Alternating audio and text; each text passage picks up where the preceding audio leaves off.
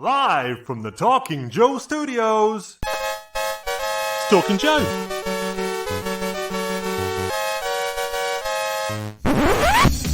Talking Joe is on the air. Hey, it's me, Mark, and welcome to Talking Joe, the G.I. Joe comics podcast with a very special Cobra Convergence episode.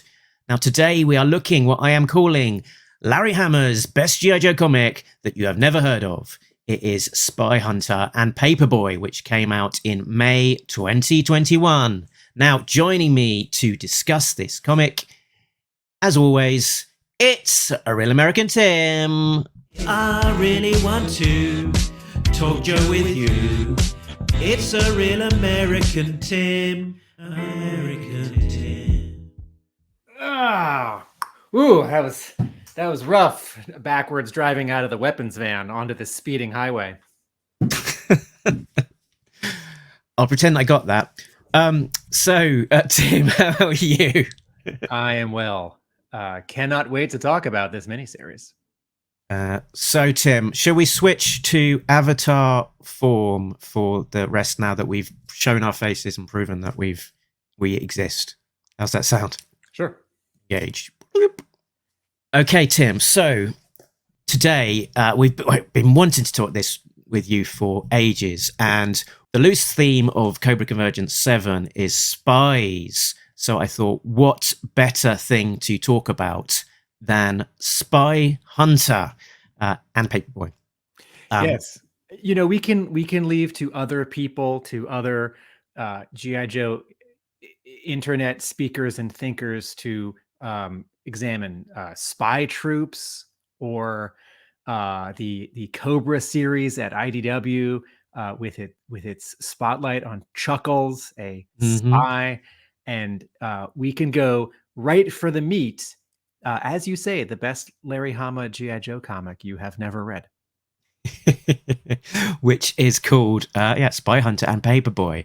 And if you're going to go searching for details for this one, I'm hoping that we're going to be Google result number one after we do this, because there is close to no information out there on this one. It's fascinating to see, really.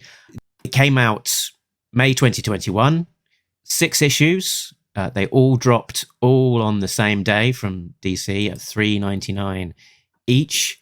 You just log on the day, and here they were, 6 issues at $3.99 each on the ComiXology website, which doesn't really exist anymore. So DC Digital First Channel, they were calling it. It's now available on Amazon as the legal accessible place that you can get this. There may be other places you can find it through more nefarious means, but the paid official spot is these days on Amazon, which supplanted ComiXology. And pretty much the only thing on the website, on the internet, that talks about this is a couple of tweets from Pat Brosseau, who was the letterer on the series. Tim, do you want to have a read of the Pat Brosseau tweets? 3 years in the making, and it's finally being released. I'm reuniting with Larry Hama, Wolverine, Mac Rey Reynolds, the Mercenary C, with Michael McAllister on edits for Spy Hunter and Paperboy, all 6 issues, released digitally June 1st. This was from May 21 when the comic came out. And he followed it up with another tweet. Spy Hunter and Paperboy 1-6 drops digitally today from DC Comics! 2 exclamation marks. 1960s Cold War spy action brought to you by Larry Hama, Matthew Reynolds, and myself. I haven't worked with Larry since Wolverine and Matthew since The Mercenary C, so it's a reunion of sorts. Here we go. It's a team up of Larry Hama on writing duties, Mac Rey on drawing, and Pat Brosseau on lettering. And fascinating to see actually the letterer being the person who shows up most prominently when you actually search for this series. Exactly what this comic is all about and why it exists, we can kind of speculate. Midway Games was the company that made both Spy Hunter and Paperboy as video games, and it went bankrupt in 2009, and Warner Brothers bought off most of Midway's assets. So it seems very likely that these two properties were included in that purchase, and if that is the case, then it sort of stands to reason that the reason that this miniseries exists is some sort of trademark or IP, or sort of even trademark or IP renewal thing, or possibly IP creation thing, because there's also a sort of a long and storied and fascinating story in the background as to Spy Hunter being made, attempted to be made into a movie as well as I believe a rock property. But let's not get onto that. We're talking comics. When Mark says rock property, he means Dwayne Johnson. So getting into the context of what these two things are, Spy Hunter and Paperboy, they're both sort of iconic sort of arcade games, really. On the left there is the overhead display of Spy Hunter, which was mostly a car driving game, and on the right, Paperboy, which for me anyway is the more iconic, famous game, but that might not be. Mileage may vary.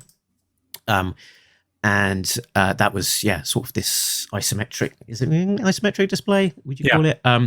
Of a Paperboy sort of pedaling along the road and the pavement, trying to chuck over the papers and deliver them. So the Paperboy arcade action game was developed and published by Atari Games and Midway.